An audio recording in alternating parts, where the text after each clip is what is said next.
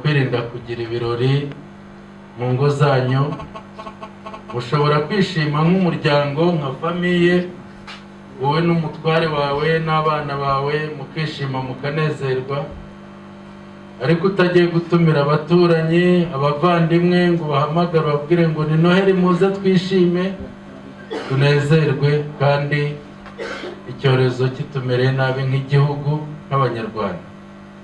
Niyo mpamvu mugomba gukomeza kwitwararika mu ngo zanyu, mu kazi, hirya no hino.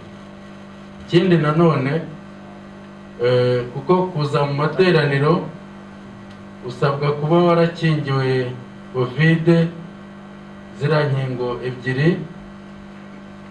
Twabasabaga ko abakristo cyangwa se abaturanyi banyu abandi muzi batakingiwe, ko byibuze mwabashishikariza kwikingiza kugira ngo nabo baze mu materaniro, bashobore kuza mu rusengero no kwitabira ibindi bikorwa bitandukanye bagomba kujyamo, kandi bibasaba kuba bagomba kuba barakingiwe.